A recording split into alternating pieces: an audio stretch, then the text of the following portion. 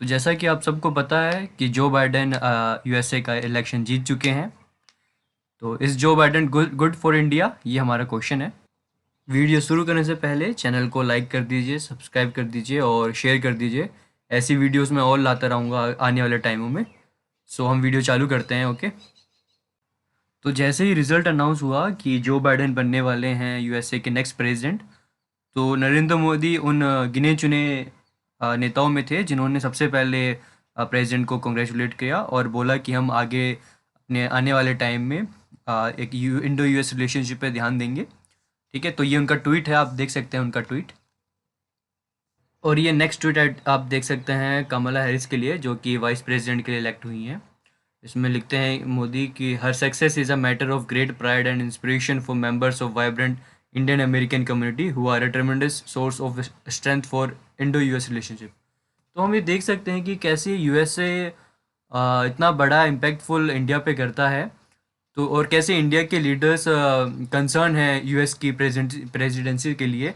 तो हम आगे देखते हैं कि किन किन पॉइंट्स पे हम ये कह सकते हैं कि वेदर जो Biden is good for India और नॉट। तो हम देखते हैं, चलिए। तो आप देख सकते हैं ये आर्टिकल द इंडियन एक्सप्रेस का आर्टिकल है, जिसमें लिखा गया है कि हाउ जो बाइडेन प्रेसिडेंटी में इम्पैक्ट इंडियंस इकोनॉमी। तो इसमें कुछ पॉइंट्स हैं, आगे हम कंसिडर करते हैं इनमें क्या क्या पॉइंट्स लिखे गए हैं और कैसे ट्रम्प ने ये इंडिया के साथ नहीं किया जो हमें लगता है कि जो बाइडेन कर सकते हैं। और क्या क्या पॉजिटिव पॉइंट्स है वो हम देखेंगे आगे, ठीक है। जैसा कि आपको सबको पता ही है कि इंडिया यूएसए कितनी बड़ी इकोनॉमी है। तो आपको ये चीज़ सरप्राइज लगेगी कि India has a trade surplus with USA. और वहीं अगर हम चाइना की बात करते हैं तो चाइना से हमें एक बहुत बड़ा अमाउंट ऑफ ट्रेड डेफिशिएट होता है, अराउंड 48.64 बिलियन डॉलर्स का, जो कि इन सालों में थोड़ा बहुत कम हुआ है, लेकिन ये बहुत बड़ा अमाउंट है। वहीं अगर हम यूएसए की बात करते हैं तो हम देख सकते हैं कि यूएसए के साथ हमारा ट्रेड सरप्लस 5.2 बिलियन डॉलर था 2001 से लेकर 2002 तक, जो कि 17.3 बिलियन डॉलर था 2019 से 2020 फाइनेंशियल ईयर में। तो हम देख सकते हैं कि कैसे यूएसए के साथ तो हमारा ट्रेड सरप्लस बढ़ता ही जा रहा है। और हम ये भी एक पॉजिटिव बात है कि चाइना के साथ हमारा ट्रेड डेफिसिट कम होता जा रहा है।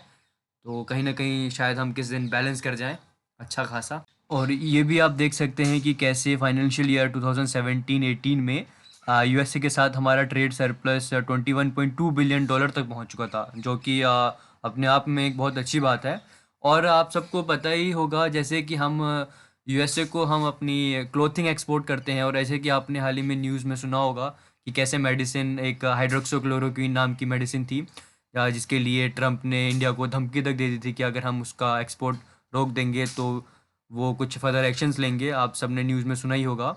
तो देख सकते हैं कि हम कितना कुछ एक्सपोर्ट करते हैं यूएसए को। और जैसा कि ये स्टेटमेंट है कि United State intends to terminate India designation as beneficiary developing countries under the generalize system of preference. इसका मतलब ये था कि ट्रम्प के एडमिनिस्ट्रेशन ने इंडिया से ये छीन लिया था और हम पे ये उल्टा इल्ज़ाम लगा दिया था कि इंडिया ट्रेड बैरियर कर रहा है, जैसे कि वो मेडिसिन का नाम लिया था हाइड्रोक्सो क्लोरोक्विन का, कि हमने वो रोक लगा दी थी। तो ये सब बहाना देख के ट्रम्प ने उल्टा हमें ही जीएसपी से हमें हटा दिया। और जीएसपी ये था कि इससे हम ड्यूटी फ्री हम एंट्री कर सकते थे यूएसए के मार्केट में।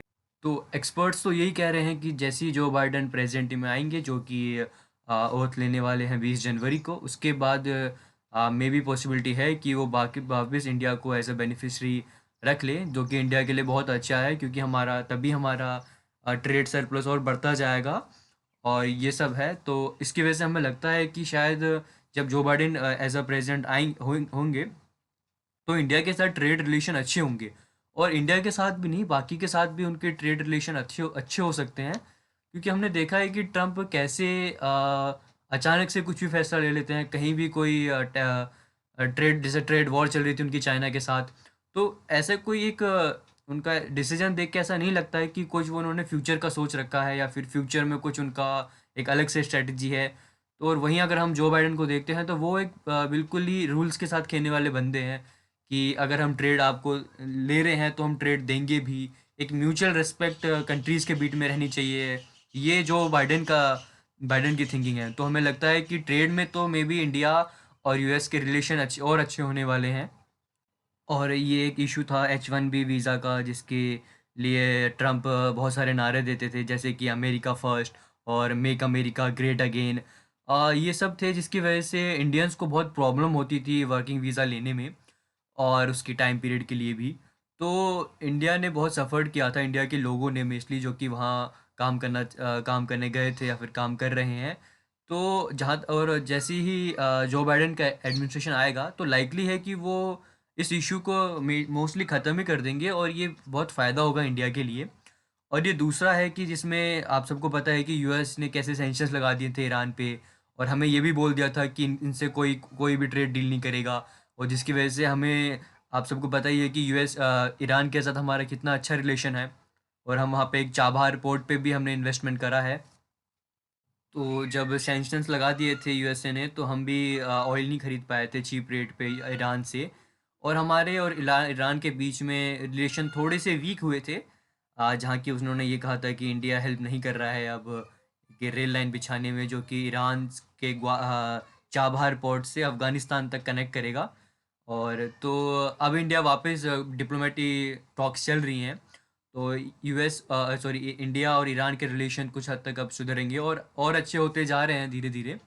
तो यह एक अच्छी बात है कि वो जैसे जो बाइडेन आएंगे, तो वो मे बी है कि सैंक्शंस कुछ हटा दें, तो इंडिया फिर से अपना और क्रूड ऑयल ले सके ईरान से चीप रेट पे। और जैसा कि आप सबको पता है कि बाइडेन ने प्रॉमिस किया है कि जैसे ही वो इलेक्ट होंगे, ओथ लेंगे, वो पेरिस क्लाइमेट अकॉर्ड को फिर से ज्वाइन कर लेंगे, जो कि ट्रम्प जिससे निकल गए थे बाद में पहले। तो इससे ये इम्पैक्ट होगा, देखिए कि आपने देखा होगा कि ट्रम्प कभी भी हम पे कुछ भी आरोप लगा देते, जैसे कि पोल्यूशन हमारी और चाइना की वजह से हो रहा है बस। तो ये सब नहीं होगा, और हमें और फ़ायदा मिलेगा डील करने में।